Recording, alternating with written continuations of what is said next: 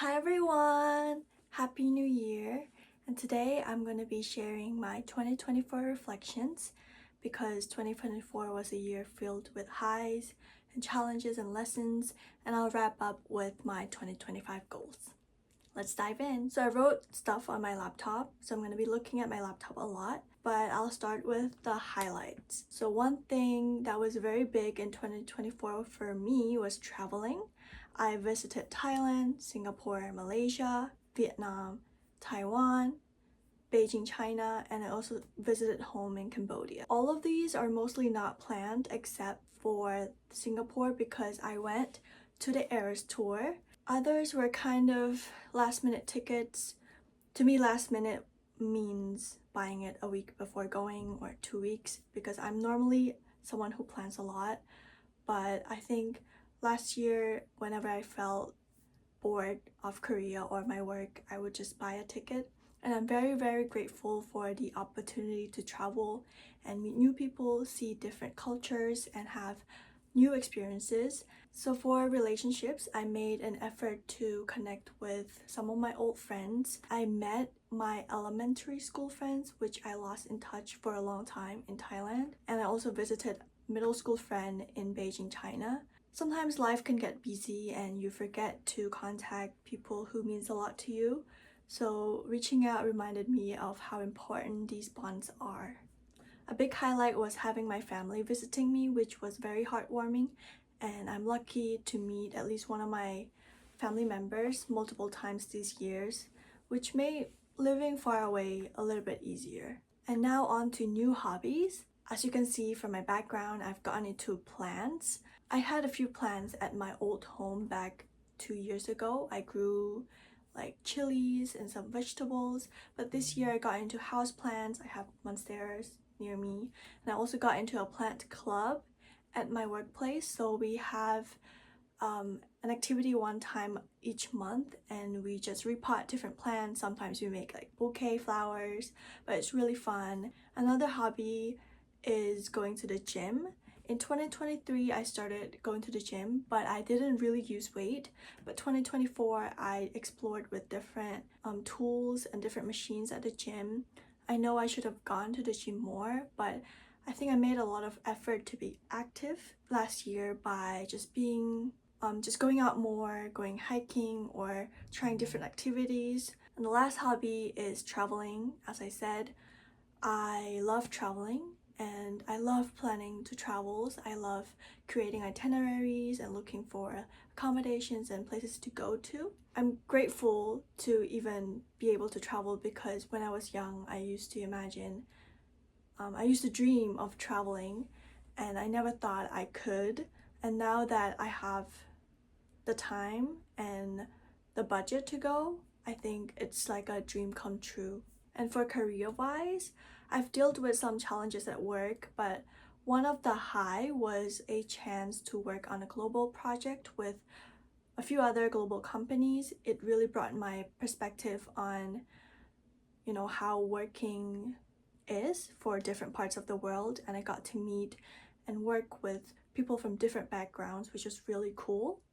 And another thing that I did at work was continuing the project I did in 2023. So I felt more comfortable and I felt like I have more ownership over what I did. So that was also a huge growth for me. And the last highlight was me moving to this new place.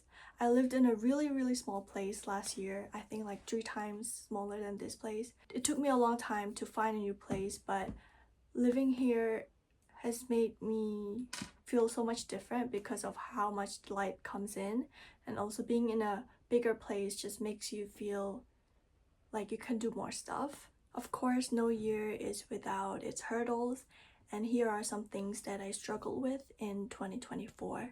The first thing is the dynamic at work. I was dealing with a difficult person at work, and it was hard for me to, I guess, confront that person, so I never did. But it taught me a lot on how to act in these situations and how to set boundaries while staying professional. And I hope this will teach me a lot in future work and dealing with even more difficult people. And the second challenge was health issue. I think because I was traveling a lot, a few times I got food poisoning or indigestion issue, and once I was even taken to the emergency room, which was pretty scary. I realized that I should think more carefully about my diet, what I should eat and what I shouldn't, and to be careful of what to eat when I travel. And the last challenge was feeling stuck and confused. I've lived in Korea for about 7 years now, and I think at this time I've seen some of my friends leave the country, and a lot have taken different paths, for example, going to grad school, maybe getting married and move to a new country. But for me, I've just been living a simple life, just having a job and staying at the same company for the past 2 years. So I felt a huge urge to actually leave. Maybe that's why I was traveling a lot too. But I don't want to feel like this anymore this year, and hopefully I'll find ways to combat this feeling. So now, what am I taking into 2025? The first one is staying curious. I feel like I'm naturally a curious person, so I want to stay curious and travel more, read more, watch more of different things, meeting different people. And another thing is staying active. I feel like I've never thought I would be an active person, and I've never thought that I would like playing sports or being outside. But last year have taught me that it's actually fun to move your bodies and sweat and feel tired but accomplished at the end of the day. So that's what I want to take in 2025. And the outs are, first, using my phone after waking up. It's really bad for you. It kind of ruins your dynamic in the day because it kind of tells you that you can just be lazy and stick to the bed and not do anything else. The second one is self-doubt.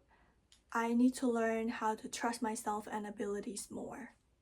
And the last out is the feeling of unstable and anxiousness.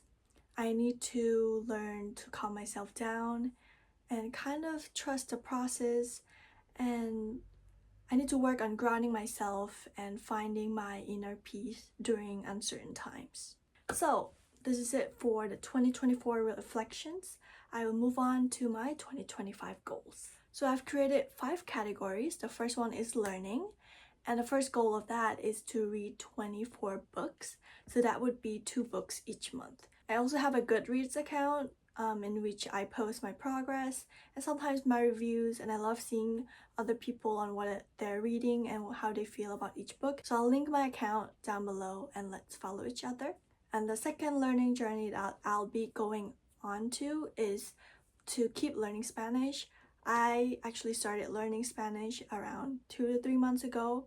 I enrolled in a class and I realized I like learning language. It would be great to be able to speak a 4th language. And the second category is finance. I listed out how much I want to save each month. I want to start a side hustle, whether I earn from those or not, but I just want to have different streams of income. I don't want to make my job my only income.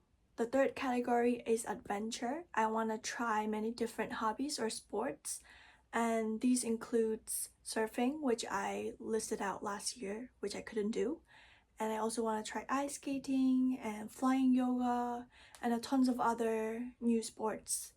And I also want to explore small towns in Korea. I've been to, I think, all of the famous tourist cities, but I don't think I've been to a lot of small towns.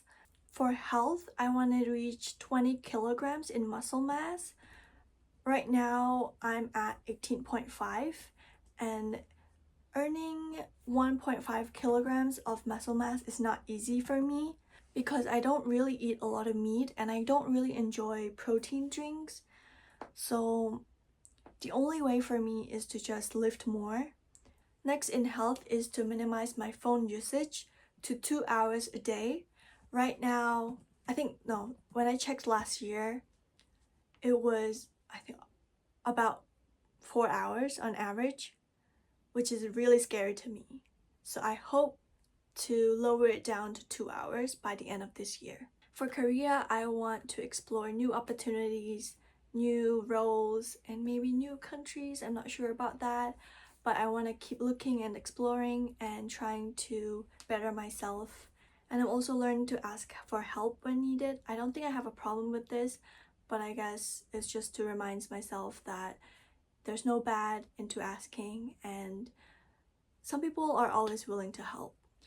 So to wrap up, 2024 was full of challenges, self-reflection, but also growth.